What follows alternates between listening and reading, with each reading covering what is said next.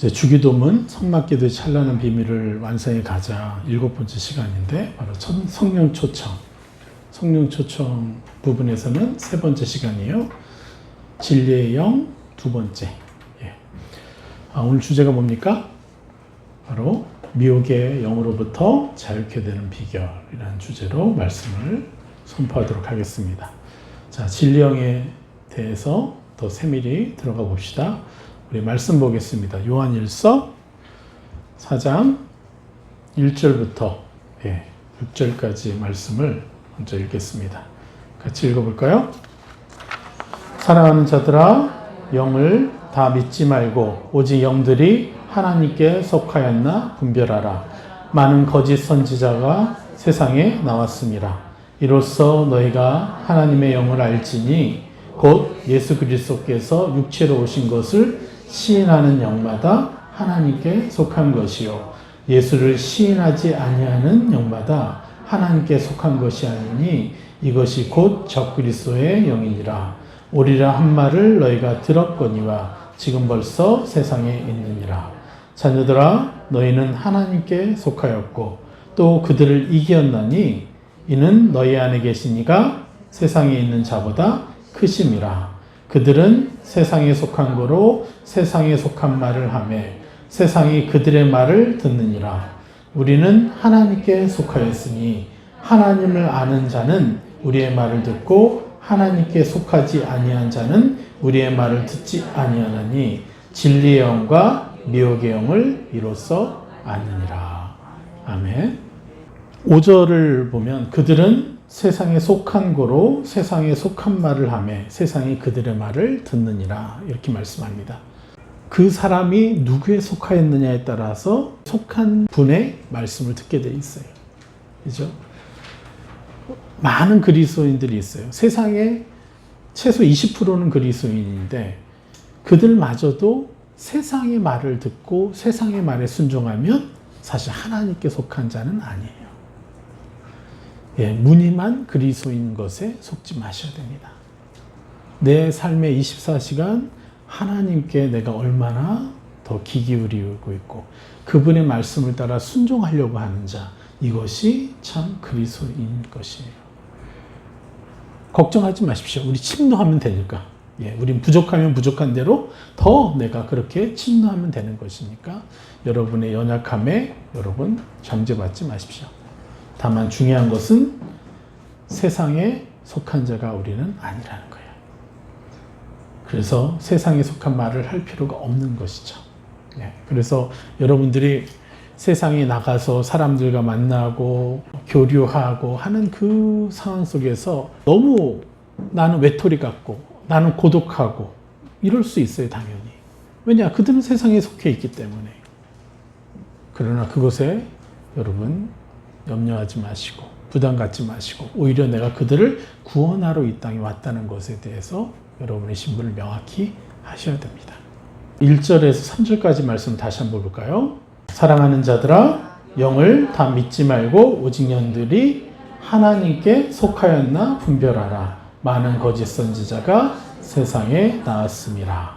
이로써 너희가 하나님의 영을 알지니 곧 예수 그리스도께서 육체로 오신 것을 시인하는 영마다 하나님께 속한 것이요 예수를 시인하지 아니하는 영마다 하나님께 속한 것이 아니니 이것이 곧 적그리스도의 영이니라. 오리라 한 말을 너희가 들었거니와 지금 벌써 세상에 있느니라. 아멘. 자, 예수를 시인하지 아니하는 영은 뭐라고요? 바로 적그리스도의 영이라고 명확하게 말씀하고 계십니다. 너무너무 중요해요. 예수를 시인하지 아니하는 영마다 적그리스도의 영이다. 그러면 예수를 시인하지 않는 것의 본질은 무엇입니까? 제가 명확히 말씀드리는 것은요. 교회에 나오죠. 많은 사람들이 교회에 나와서 예배를 드려요. 그리고 예수님을 영접했어요. 그냥 교회를 다니는 사람도 있고 예수님을 영접해서 교회를 다니는 사람도 있죠. 그러나 명확히 예수를 영접했음에도 불구하고 적그리스도의 영에 의해서 지배받는 분들이 너무도 많다는 사실을 여러분 인정해야 됩니다. 금방 말씀드린 것처럼 예수를 시인하지 않는 것의 본질이 무엇이냐를 우리는 명확하게 알면 이것을 온전히 이해할 수가 있어요. 예수를 시인하지 않는 것의 본질은 뭡니까? 그 본질이 무엇을 뜻하는 겁니까? 예수를 시인하지 않는다는 것의 본질, 바로 자기 의를 추구하도록 속이는 것이에요. 적그리스도의 영은요, 계속해서 믿는 자에게 역사합니다. 자기 의를 추구하도록. 그래서 사실 여러분들이 저를 만나고 주영상교회 오기 전까지 어떤 삶의 시간을 많이 보냈어요? 20년, 30년, 40년을요, 자기 의를 추구하는 삶을 살았어요. 그래서 실제로 자기 의를 추구하니까 예수 그리스도의 십자가의 권세가 나타나지 않는 거죠. 적그리스도의 영에 지배당하고 있어도 하나님은 그들을 너무도 사랑하십니다. 이건 분명하죠? 예. 그래서 저도 여기까지 온 거 아니에요? 그래서 자기 의를 추구하도록 만드는 것이 바로 적그리스도의 영이에요. 그러니까 자기 의를 추구하면 어떻게 되는 거예요? 인간적 수준의 삶밖에 살 수가 없어요. 여러분, 자기의 의인됨을 스스로 추구한다는 것은 뭐예요? 예수님의 십자가로 인해서 내가 의로운 자다. 나는 놀라운 신분을 얻은 자다. 하나님의 자녀 되었다라는 이 선물을 예수님의 십자가의 보혈로 그냥 받은 거예요. 그냥 선물이에요. 공짜로 받은 거예요. 이것을 명확하게 누리는 것이에요. 그런데 자기 의를 추구하도록 속이는 것은요, 자신의 의인됨이 예수님의 십자가 보혈로 인해서 선물 받은 것이 아니라 스스로의 노력으로 성취하는 것이라고 속이는 것이 바로 자기 의를 추구하도록 속이는 바로 적그리스도의 영의 핵심이라는 거예요. 그래서 내가 예수 그리스도의 은혜로 의인되었다라는 것이 아니라, 찬란한 존재가 되었다는 것이 아니라, 내가 이걸 잘하면 하나님이 나를 사랑하시겠지. 내가 하나님께 순종하면 나는 의인이 돼서 하나님 이뻐하시겠지. 이렇게 믿어버리는 거예요. 내가 실수하고 실패해도 내가 하나님 품에 안기면 하나님은 나를 너무너무 어여삐 여기신다는 거예요. 이게 예수님의 십자가의 보혈로 인해서 나는 의인 되었다라는 그 선물을 온전히 누리는 것인데, 이것을 못 누리게 하는 것. 이게 바로 적그리스도의 영이에요. 드글드글하죠? 우리 안에? 전에 엄청났죠? 근데 지금 상당히 많이 빠져나갔어요. 최소 지금 싸우고 있어요. 그죠? 정죄감이 몰려올 때마다 여러분 싸우고 있잖아요. 근데 그 정죄감과 싸우고 나니까 여러분 어떤 일이 벌어져요? 좀 더 많은 사람을 축복하고 있지 않으세요? 판단할 상황에서 더 많이 축복해주고 계시지 않습니까? 벌써 놀라운 능력이 일어나고 있는 것이죠. 할렐루야. 네. 자, 이건 이제 명확하게 이해됐죠. 예. 자신이 자기 의에 상당히 영향받고 있다라는 그 증거. 이게 뭐라고요? 내가 잘못했을 때, 내가 연약했을 때, 그리고 악으로부터 공격받을 때 정죄감에서 쉽게 빠져나오지 못한다면 그것은요, 자기 의에 묶인 상태라는 거예요. 자기 의를 추구하는 것이에요. 이게 적그리스도의 영에게 속고 있다는 뜻이죠. 이거 명확하게 짚고 넘어갑시다. 자, 그렇다면 예수를 시인하는 삶을 살고 있다는 증거는 뭐예요? 더 구체적으로 얘기하면, 자, 자신의 연약함이 떠오를 때, 공격받을 때, 그리고 정죄감의 공격을 받을 때라도, 자, 우리 요즘에 계속해서 하고 있죠? 그런 공격을 받을 때 무엇으로 내가 먼저 반응해야 돼요? 할렐루야, 감사합니다. 제가 실수했네요. 제가 잘못을 했네요. 이렇게 하나님께 자기 연약함마저도 할렐루야, 감사합니다. 이렇게 반응해야 돼요. 그럼에도 제가 무엇을 감사할까요? 이렇게 말할 때 우리는 저절로 어떻게 되는 거예요? 바로 우리 안에 계신 성령님의 품 안으로 들어가는 거예요. 이것이 바로 예수를 시인하는 삶이라는 거예요. 예, 우린 계속해서 이걸 배워왔습니다. 그러고 나면 어떻게 돼요? 저절로 성령님으로부터 들은 내가 입을 새 사랑, 천국의 형상을 내 자신으로 인정하는 기도를 하게 되는 것이죠. 이것이 바로 예수를 시인하는 삶인 것입니다. 참고로 여러분들한테 좀 이해시켜 드릴 필요가 있구나 라고 생각된 것이 있어요. 이건 바로 자백에 대한 얘기예요. 자백. 많은 분들이요, 자백에 대해서 오해하고 있어요. 우리 그 다음 절 볼까요? 요한일서 1장 8절에서 9절 말씀입니다.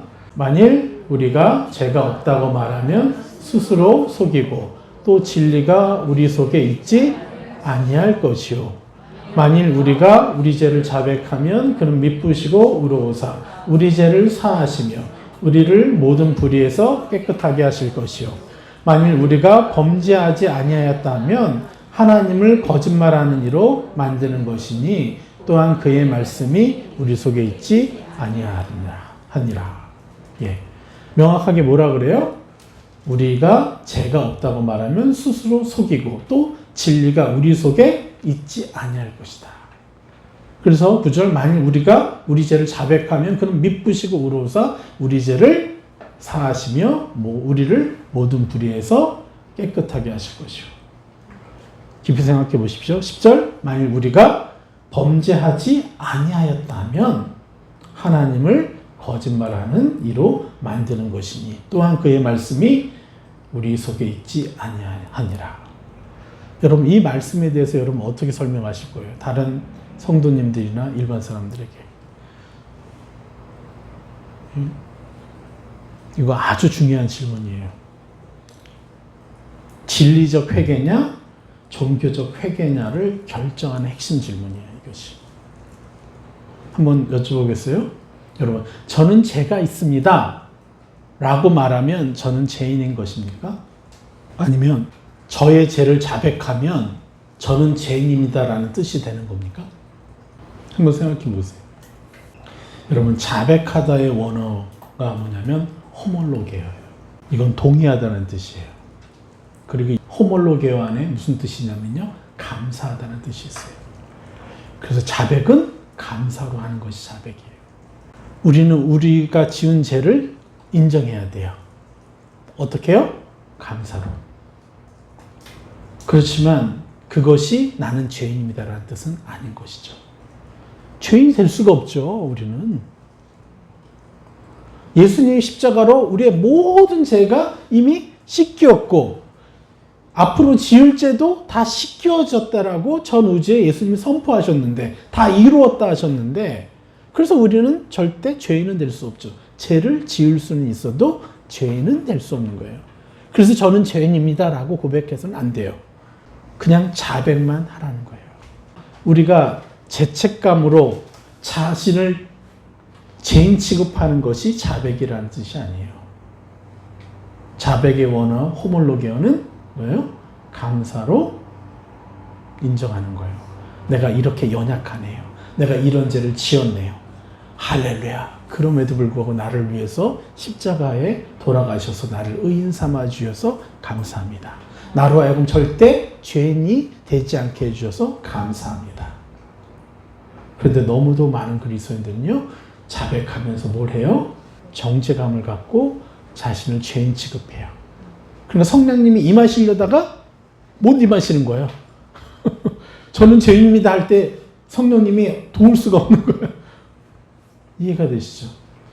로마서 8장 1절 2절 같이 읽겠습니다. 그러므로 이제 그리스도 예수 안에 있는 자에게는 결코 정죄함이 없나니 이는 그리스도 예수 안에 있는 생명의 성령의 법이 죄와 사망의 법에서 너를 해방하였습니다. 아멘.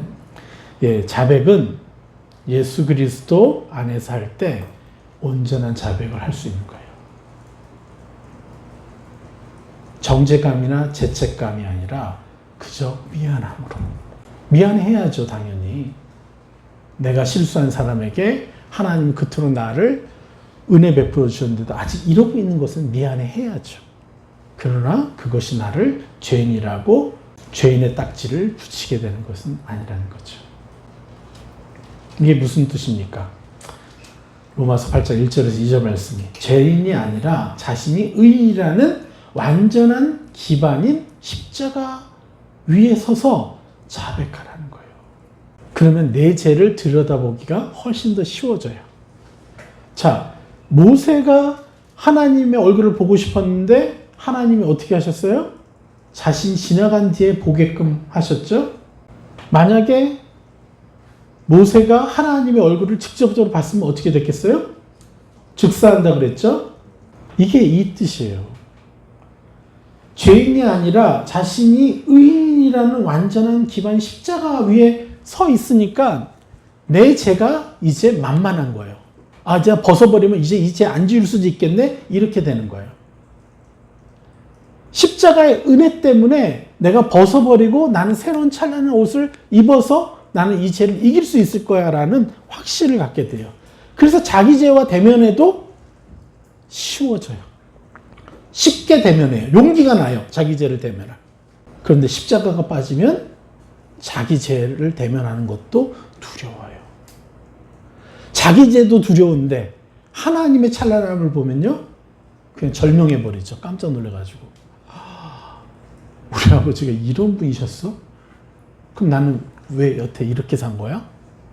이렇게 추접스럽게 산 거야? 견딜 수 없는 고통을 느끼게 된다는 거예요. 이렇게 십자가 위에 선 그 의인의 입장에서 우리가 자백을 하게 되면 자신의 죄에 사로잡히지 않게 됩니다. 그러니까 어떻게 돼요? 자신의 죄에 집중하지 않게 되니까요. 정죄감에 묶이지 않게 되겠죠. 예, 십자가 은혜의 목적이 뭐예요? 새 사람을 입는 것이잖아요. 내주하시는 성령님을 통해서 그것에만 집중하게 되는 거예요. 그러면 당연히 우리는 그냥 점점 성화되게 되어 있는 것이에요. 할렐루야. 그래서 2절에 뭐라고 합니까? 그래서 예수 안에 있는 생명의 성령의 법이 생명의 성령의 법이라고 그랬어요. 참 생명, 하나님의 형상을 가지고 있는 것이 생명이죠. 그 생명의 성령의 법이 죄와 사망의 법에서 너를 해방하였습니다. 죄와 사망의 법이 뭐예요? 잘못하면 바로 정죄감에 사로잡히게 되는 거죠. 그래서 예수 그리스도 안에 있는 자에게는, 예수 그리스도 안으로 들어가는 자에게는 결코 정죄함이 없는 것이에요. 죄를 지었어도요. 할렐루야. 정죄함이라는 것은 자기를 죄인 취급하는 거죠. 자기 의에 묶인 상태 혹은 자기 의를 추구하는 종교적 신앙생활을 하도록 속이고 있는 것이 바로 미혹의 영이에요. 적그리스도의 영인 거예요. 자기 의에 묶여가지고 자기 상태가 좋으면 교만해져 오히려. 예, 그렇게 못하는 사람한테 괜히 핀잔 주게 되고 정죄하게 되고 이런 신앙생활을 하게 하는 것이 바로 미혹의 영인 것입니다. 그러니까 계속 신앙생활을 하는데 헌신을 하고 노력하는데 다람쥐 쳇바퀴 돌듯이 내 영은 바뀌지 않아요. 내 혼 안에 성령님이 들어오시지 않으니까 계속해서 그냥 종교인으로 사는 거예요. 짜증 하나를 극복하지 못해요. 내 가족에게 하는 짜증 하나를 버릴 수가 없어요. 또 여러 가지 영적인 묶임에서 벗어날 수가 없어요. 너무나 안타까운 거죠. 이 미혹의 영을 우리가 당하고 있기 때문에 그래요. 그래서 이 미혹의 영으로부터 우리가 벗어나기 위해서는 진리의 영을 완전하게 누려야 되는데 진리의 영을 완전하게 누리기 위해서 세 가지에 대한 얘기를 했죠. 2주 전에 그 부분은 이제 끝에 가서 얘기를 하겠습니다. 그래서 미혹의 영은 십자가의 은혜와 권능을 거절하게 만드는 겁니다. 그래서 자신의 행위로 의인의 감정을 누리도록 추구하게 만드는 게 미혹의 영인 거예요. 우린 진리로만 살아야 되는데 안타깝죠. 자, 제가 2주 전에 진리의 영과 미혹의 영을 분별하는 터치스톤에 대해서, 시금석에 대해서 말씀드렸습니다. 그거를 더 구체적으로 풀어낼게요.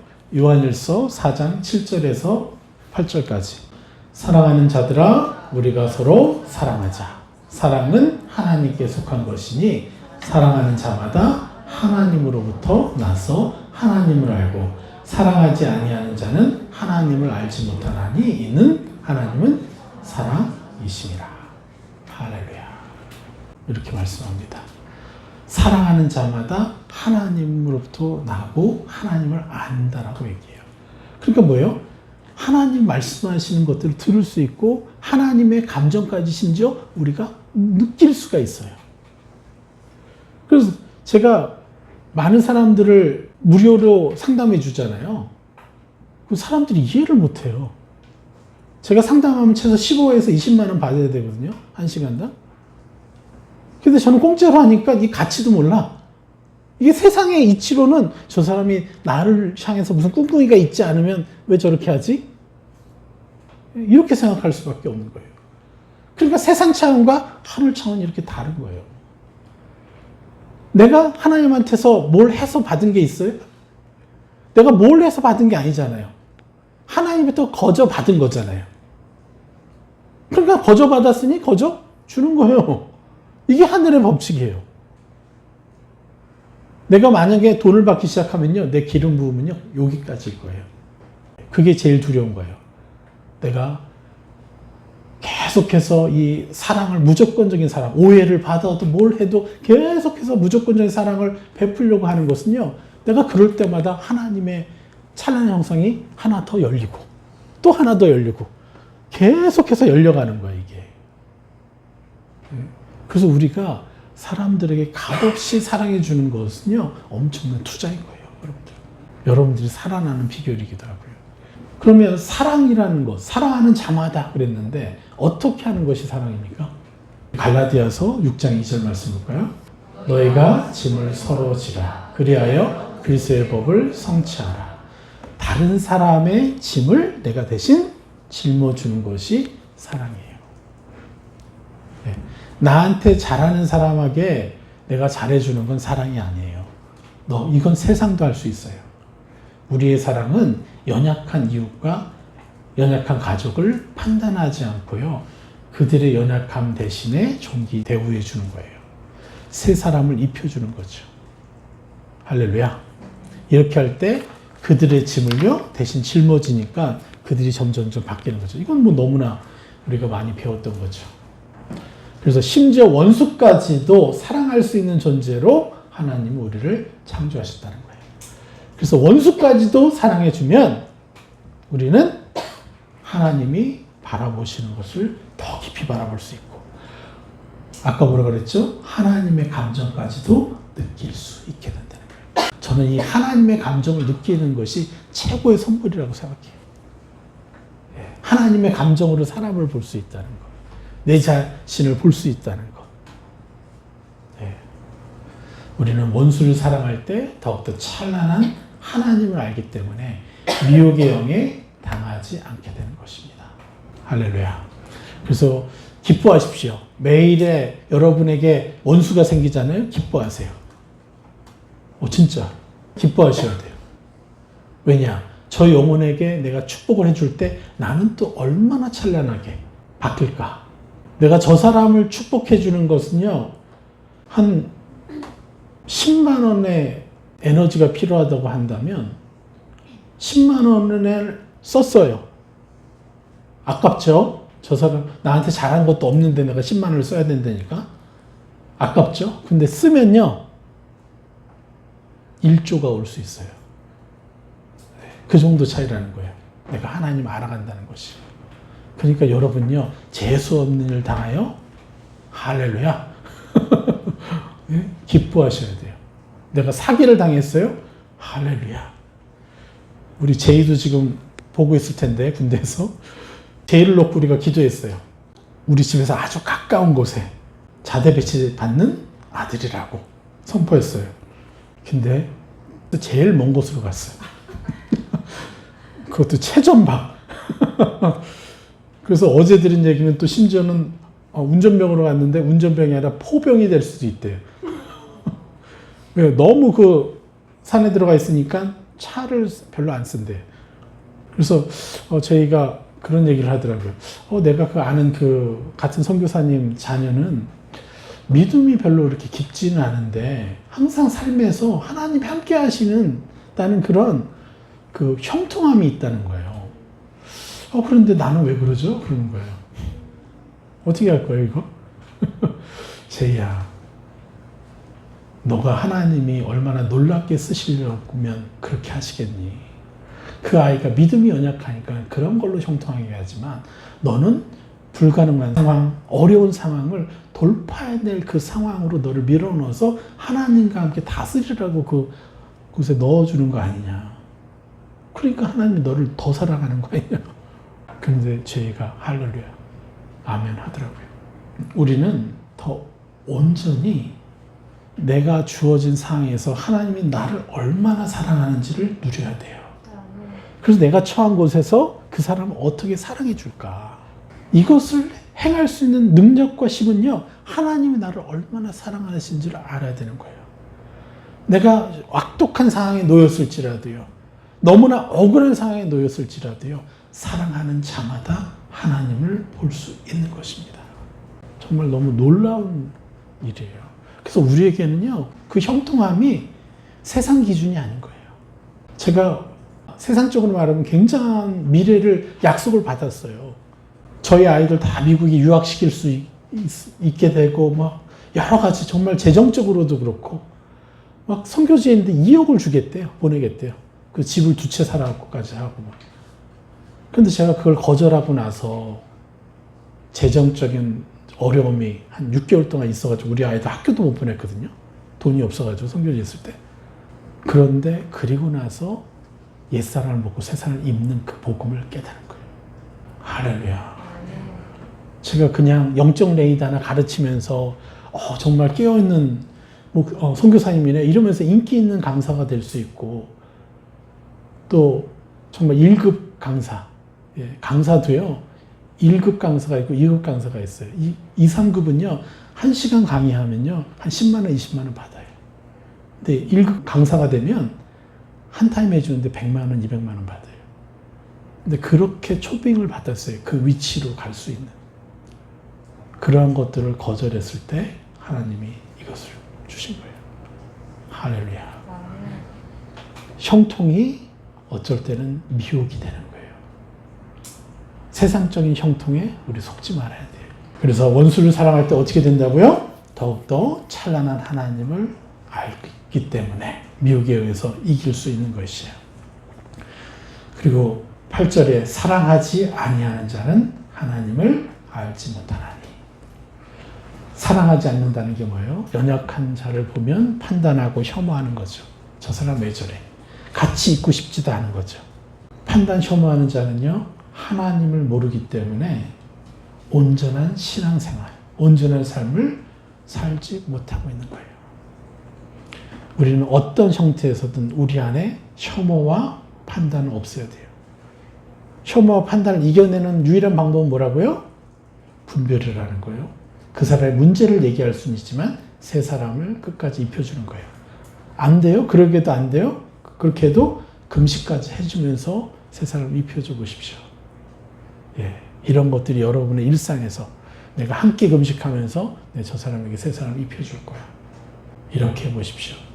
여러분의 사랑의 수준이 올라갑니다. 그 다음 말씀 9절에서 12절 말씀 같이 읽겠습니다. 하나님의 사랑이 우리에게 이렇게 나타난 바 되었으니 하나님이 자기의 독생자를 세상에 보내심은 그로 말미암아 우리를 살리려 하심이라. 사랑은 여기 있으니 우리가 하나님을 사랑한 것이 아니요 하나님이 우리를 사랑하사 우리 죄를 속하기 위하여 화목제물로 그 아들을 보내셨습니다. 여기까지. 자, 사랑은 여기 있으니 그랬어요. 사랑에 대한 본질을 얘기하는데 뭐라고 얘기해요? 우리가 하나님을 사랑한 것이 아니라 하나님이 우리를 사랑하셨다고 얘기하는 거예요. 이 말은 무슨 의미입니까? 우리가 착한 일을 해서 의인으로 인정받은 것이 아니다라고 말씀하시는 거예요. 죄인 되었던 우리를 그분의 무조건적인 희생적 사랑으로 우리를 의인으로 만드셨다는 의미인 거죠. 맞죠? 하나님은 우리를 먼저 사랑하신 거예요. 우리가 어떤 상태에 있을 때? 우리가 죄인 되었던 상태에 있을 때. 이게 너무너무 중요한 말씀입니다. 그런데 생각보다 이 위대한 말씀을 많은 그리스도인들이 못 누리고 있어요. 그분이 먼저 사랑했기 때문에 나는 죄를 지어도 죄인이라고 할 필요가 없는 것이고, 나는 죄를 지어도 내 죄에 집중하는 것이 아니라 내가 입을 새 사람에게 집중할 수 있는 것이에요.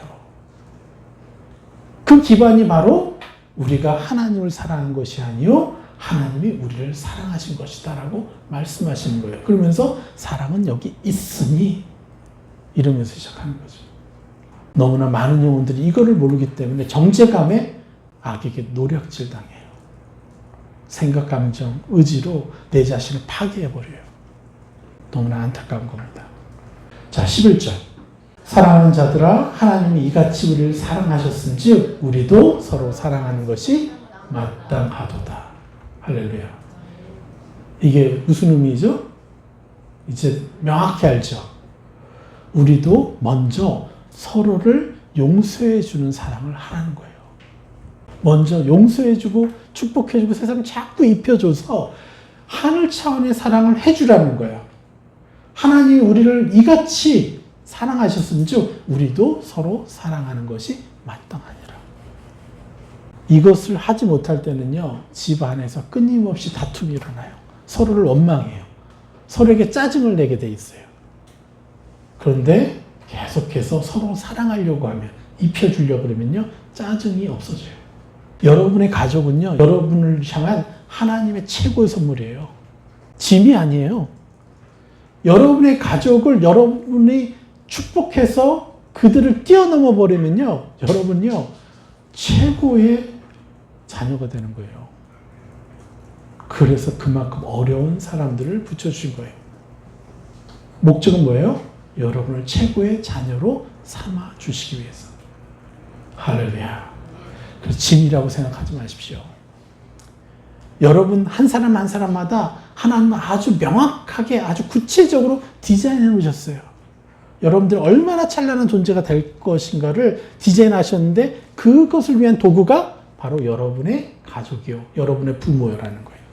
여러분의 형제라는 거예요.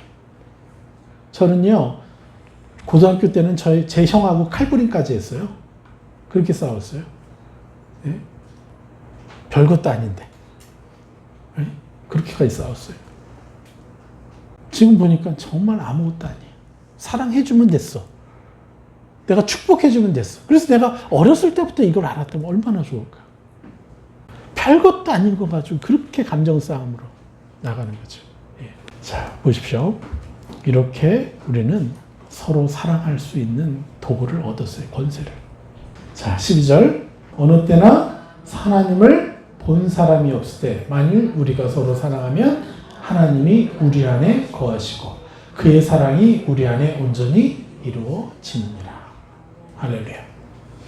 자, 어느 때나 누구도 하나님을 본 사람이 없는데 만일 우리가 이렇게 서로 사랑하면 하나님이 우리 안에 물론 거하시죠. 이미 거하셨는데 거하신다는 걸 더 완전하게 느낀다는 거죠. 그의 사랑이 우리 안에 온전히 이루어지느니라.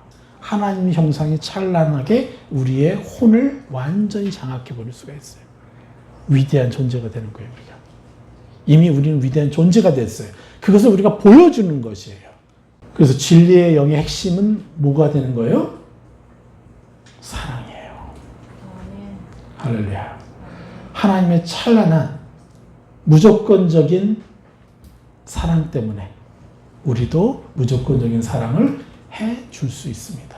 그렇게 할수록 진리의 영이 우리 안에 충만해지니까 미혹의 영이 아무리 우리를 속이려고 해도 탁탁탁 걸려요. 이거 아닌데? 알게 돼요. 그래서 우리는 온전히 하나님의 형상을 알게 되고 그것을 잊게 되는 것입니다. 할렐루야. 그래서 판단과 혐오가 엄청난 저주라는 것, 악의 무기라는 것을 여러분 아셔야 돼요.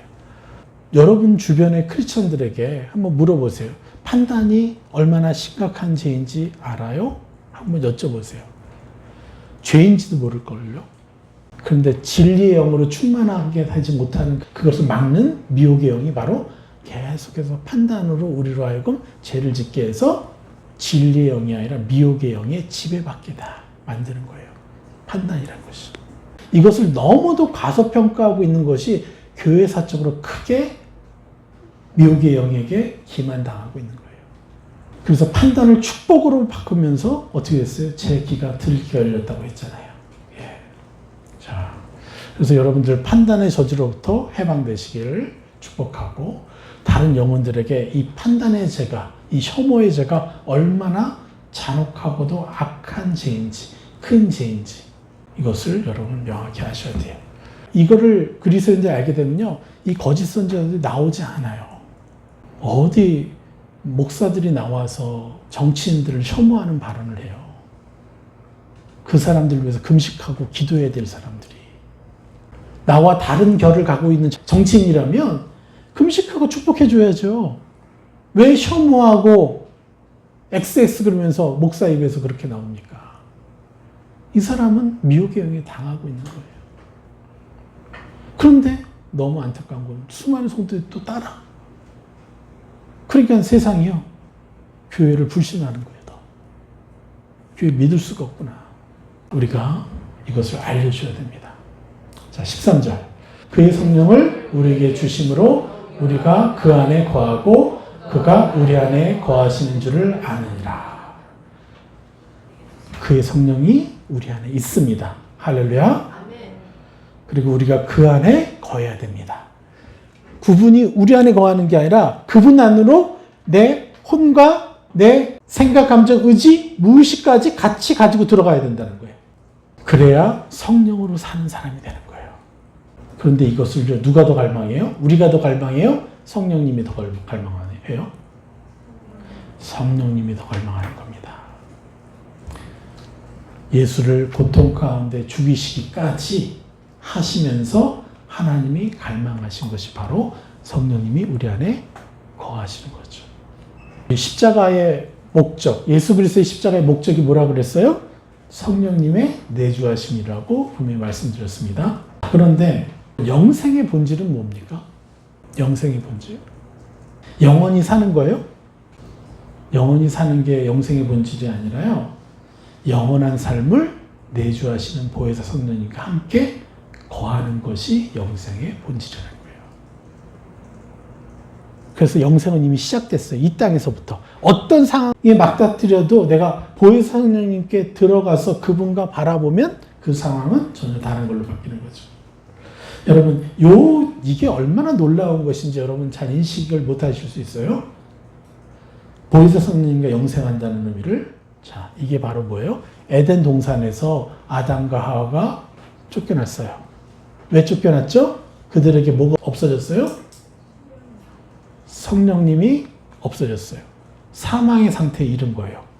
그러니까 사망한 상태로 영생하면 어떻게 되는 거예요? 괴롭힘만 당하는 거예요.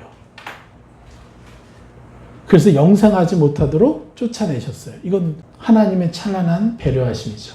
계속 지옥 같은 사람, 누구를 미워하고 싫어하고 혐오하고 그러면서 영생해 보세요. 지옥 자체죠. 그래서 영생하지 못하게 내쫓으신 거예요. 그런데 이 에덴 동산의 안에서의 삶과 에덴 동산의 바깥에서의 삶을 보십시오. 요게 내주하신 보혜사 성령을 인정해 드리느냐 못하느냐의 차이가 이렇게 다르다는 거예요. 요 차이예요. 에덴 동산에서의 아담과 하와의 삶, 에덴 동산에서 쫓겨났던 아담과 하와의 삶, 요게 내주하신 성령님을 내가 얼마나 존귀하게 여겨드리느냐, 아니면 그저 있는지 마는지 그냥, 그게 바로 에덴 동산 안에 밖에서의 삶의 차이라는 거예요. 근데 이게 천국으로 올라가면 어떻게 되겠어요? 더 차원이 다르겠죠. 그냥 보혜사 성령님과 함께 바라보고 느끼지 못하는 게 지옥이에요. 여러분, 이거를 이해하셔야 돼요. 영생의 본질이 무엇인지. 이제 결론 짓겠습니다. 14, 15절 같이 읽을까요? 아버지가 아들을 세상의 구주로 보내신 것을 우리가 보았고 또 증언하노니 누구든지 예수를 하나님의 아들이라 시인하면 하나님의 그의 안에 거하시고 그도 하나님 안에 거하느니라. 할렐루야. 여러분의 상태와 상관없이 성령님은 여러분 안에 계시고 여러분을 계속해서 도와주시려고 하신다는 거예요. 여러분 깊은 죄악 가운데 있어도 그분은요, 여러분을 너무너무너무 사랑하신다는 거예요. 여러분 이걸 느끼셔야 돼요. 여러분의 자녀가 아무리 나쁜 짓을 해도요, 살인죄를 지어도요, 여러분은 그들을 사랑하시죠? 똑같습니다. 똑같은 게 아니죠. 이건 뭐 1조 배 이상의 사랑으로 성령님 우리를 대우하시니까요. 그래서 믿음으로 누리십시오. 그래서 누구든지 시인하면, 예수를 하나님의 아들이라 시인하면, 예수를 하나님의 아들이라 시인한다는 건 뭐예요? 그 찬란한 존재가 나를 위해서 죽으셨네? 그래서 나를 의인 삼아 주셔서 내 안에 보혜사 성령님을 보내주실 수 있게 만드셨네? 예. 이게 예수를 하나님의 아들이라 시인하는 것의 목적인 것이에요. 그래서 우리는 명확히 누려야 됩니다. 그래서 그냥 종교적인 삶이 아니라 진리를 완전하게 누리는 삶을 살아야 되는 것이에요. 아까 잠깐 얘기했는데 진리의 영과 더욱더 하나 되기 위해서 필요한 것이 뭐라고 얘기했죠? 3가지. 하나는 보혜사이심을 깊이 받아들여야 된다. 그분은 보혜사이시기 때문에 나를 늘 변호해 주시는 거예요. 누구에게? 나를? 내 자신에게. 하나님에게 나를 변호해 주시는 분이 아니라 내 자신을 위해서 나를 변호해 주시는 게 보혜사 성령님이시라는 거예요. 전적으로 완전한 내 편이시라는 거. 2번째, 기억나십니까? 정직을 정직해야 된다라고 말씀드렸습니다. 그래서 우리는 정직을 침노해야 됩니다. 모든 일에 우리는 정직하려고 애써야 돼요. 애쓰는 걸 넘어서서 자꾸 나는 모든 일에 정직한 자라고 입으셔야 돼요. 지지난주에 뭘 얘기했어요? 바로 정죄감이 아니라 예수 그리스도 십자가로 인해서 내가 의인이라는 것에 정직하라고 말씀드렸습니다. 근데 제가 2가지 더 보충하자면 시간 사용에 대해서도 여러분 정직해야 됩니다. 내주하신 성령님께 여러분 여쭈십시오. 내 시간 사용을 어떻게 할지. 그래서 성령으로 여러분의 시간을 다스려야 됩니다. 그래서 시간을 성령과 함께 다스리는 자라고 침노하셔야 돼요. 2번째는요, 재정 사용에 대해서도 정직해야 됩니다. 하나님의 나라에 우리의 재정도 집중해야 됩니다. 그 다음 말씀 볼까요? 디모데전서 6장 10절 돈을 사랑함이 일만왕의 뿌리가 되나니 이것을 탐내는 자들은 미혹을 받아 믿음에서 떠나 많은 근심으로써 자기를 찔렀도다.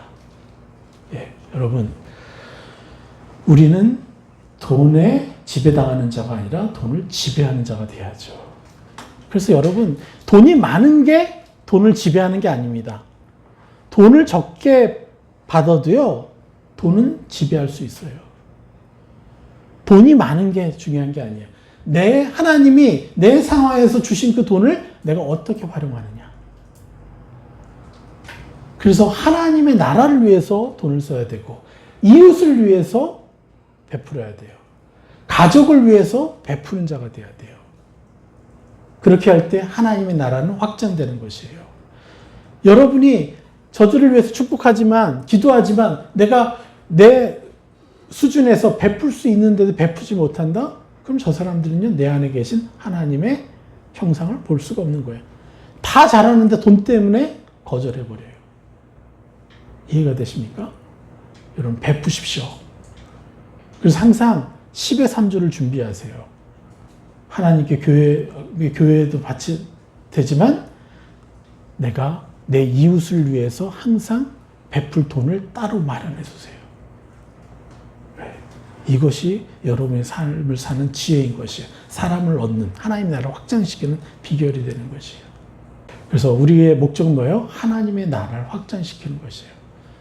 그러면 시간과 재정에 대해서도 여러분 명확하게 다스려야 됩니다. 침노해야 됩니다. 그리고 3번째, 바로 뭐예요? 사랑을 침노하십시오. 이것은 오늘 계속해서 말씀드렸기 때문에 진리의 영의 핵심 중의 핵심인 바로 이 사랑을 우리는 침노해야 됩니다. 난 예수님처럼 사랑하는 자라고 입으십시오.